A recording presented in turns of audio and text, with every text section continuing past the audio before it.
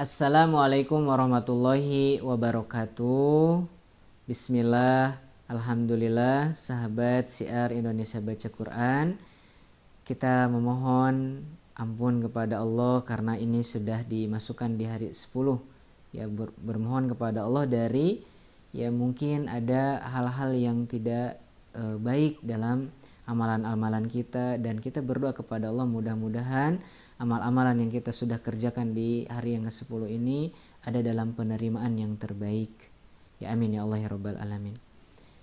Insya Allah di hari yang ke-10 ini kita akan membahas terkait dengan masih dalam berkaitan dengan puasa. Ya, bagi orang yang tua, lemah dan pikun. Ya, siyamul kabir, orang yang sudah tua, wal ajiz, yang lemah, wal harim, dan pikun. Nah, itu kayak gimana hukumnya? Al-ajuzu wasyaikhu al-fani alladhi faniyat quwwatuhu la yalzamuhuma as-shaum. Orang tua yang lemah dan yang sudah lansia yang telah kehilangan kekuatannya, la yalzamuhuma as-shaum, maka dia tidak diwajibkan berpuasa. Namun ya mereka nanti membayar fidyah. Ya sebagaimana dalil ya di surah Al-Baqarah ayat 184 itu, wa 'alal ladzina yutiqunahu fidyatun ta'amu miskin. Maka dia bayar saja dengan fidyah. Kemarin fidyah itu ya singkatnya itu satu porsi makanan yang diberikan kepada orang-orang miskin. Walahuma an yuftira madama as-siyam yujhiduhuma wa yasuqqu alaihima. Tapi ada syaratnya tadi. Ya, ada syaratnya nih. Walaupun dia sudah tua, udah kehilangan kekuatannya, syaratnya apabila puasanya itu membuat mereka sulit dan sangat berat. Ya, bagi orang yang tua udah lansia, itu kalau misalkan puasanya memberatkannya dan menyulitkannya, maka dia boleh berbuka, boleh tidak berpuasa. Tapi ganti dengan fidyah. Walladzina yutiqunahu fidyatun ta'amu miskin. Akan tetapi wa amma man saqata tamyizuh. Akan tetapi ya kalau misalkan orang tua itu ya lansia itu sudah kehilangan akalnya, artinya sudah fikun, wa balagu haddal kharafi, dan sudah sampai batasnya. Jadi udah pikun banget, kembali lagi ke anak kecil. Fala yajibu alaih, maka ia tidak lagi memiliki kewajiban puasa. Wa ala ahli syai'un, dan begitu pun keluarganya pun tidak berkewajiban apapun atasnya. Kenapa? Lisuquti taklif, karena orang yang pikun ini ya sudah benar-benar pikun, ya sudah sampai batasnya, itu sudah terputus beban-beban taklif. Beban-beban syariat itu sudah tidak berlaku. Jadi walaupun keluarganya mau puasa atas dirinya pun tidak harus, karena sudah tidak kewajibannya. Oke ya, jelas ya. Jadi kalau misalkan orang tuanya tadi udah tua, lansia, tetap boleh saja dia tidak berpuasa, akan tetapi syaratnya kalau puasanya itu menyulitkannya dan memberatkannya, tetapi dia harus fidyah. Tetapi kalau misalkan orang tuanya itu sudah fikun dan sampai pada batasnya, maka dia terputus beban taklifnya dan keluarganya pun tidak ada kewajiban atas dirinya. Baik, insya Allah ya, jelas. Kemudian man qatala aduwan. Siap bagaimana kalau misalkan keadaannya itu sedang dalam berperang melawan musuh. Nah, ini untuk orang yang lemah, kan di dalam peperangan nanti kalau nggak puasa akan lemah tuh. Bagaimana puasanya bagi orang yang sedang berperang? Au ahaltol adu bi baladihi was-shaum yud'ifuhu anil qital. Karena misalkan negerinya itu dikepung oleh musuh dan puasa was-shaum, dan puasa yud'ifuhu anil qital, itu melemahkannya dalam pertempuran. Bagaimana tuh hukumnya? Maka sagolahul fitru, maka itu sangat dianjurkan, diperbolehkan berbuka meskipun tanpa berpergian. Walaupun ini bukan dalam musafir ini.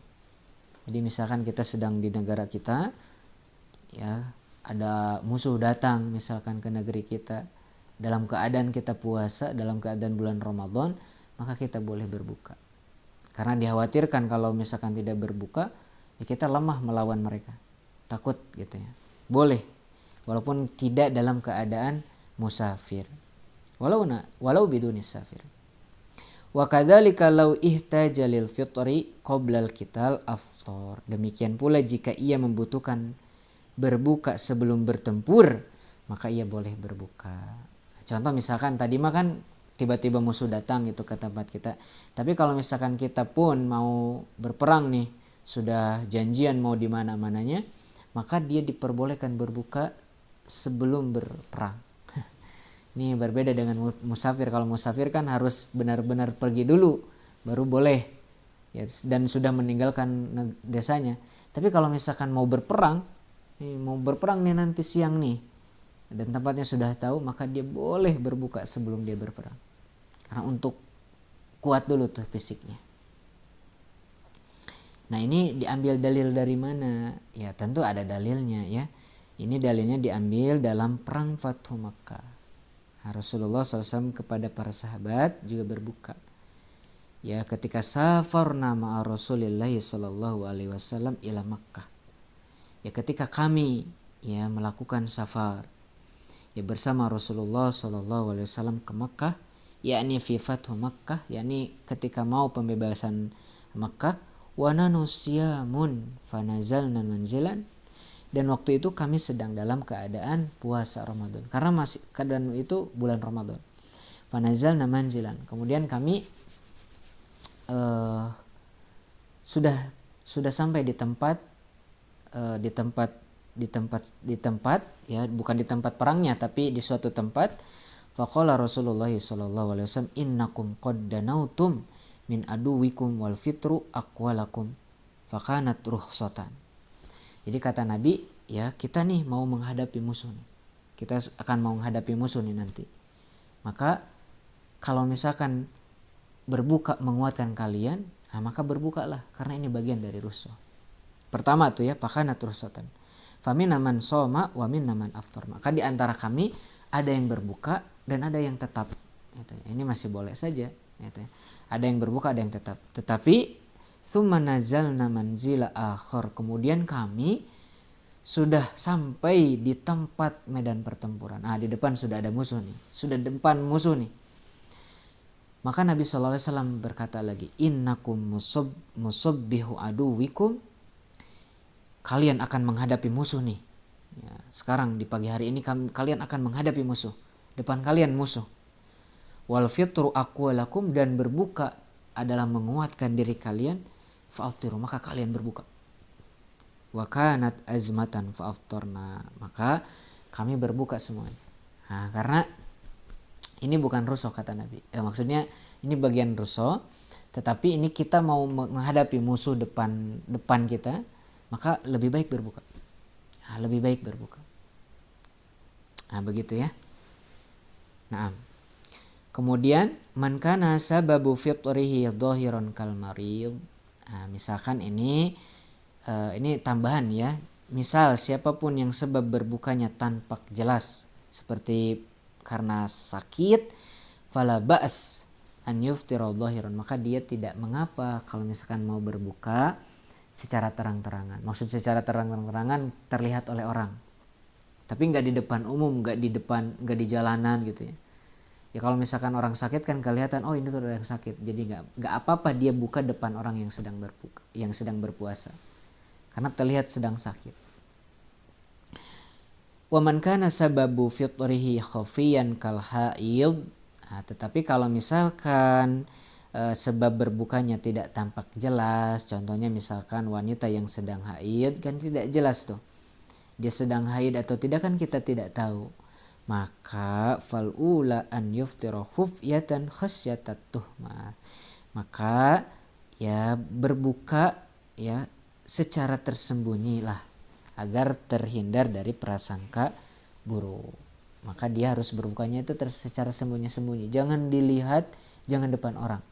Jangan di depan orang yang sedang berpuasa, karena itu supaya terhindar dari prasangka buruk ya dari orang yang melihat. Ini dalil dari Aisyah radhiyallahu anha kenapa puasa wanita yang sedang haid itu harus diqadha.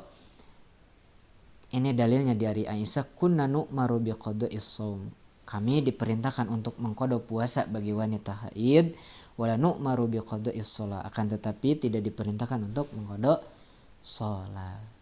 Nah, jadi kalau misalkan wanita nih ya, tapi nanti ini akan ada pembahasan khusus terkait puasanya wanita. Tapi ini sefil saja satu. Jadi kalau misalkan wanita sedang haid, maka sholat itu enggak harus diqadha. Tetapi kalau misalkan sedang dalam puasa Ramadan nih, maka puasa Ramadannya itu harus diqadha. Dan ya catatan, walaupun kita sedang haid, misalkan wanita sedang haid di bulan puasa Ramadan, maka dia tidak boleh, lebih baik berbukanya itu secara sembunyi-sembunyi. Artinya tidak di depan orang. Begitu ya, itu adabnya.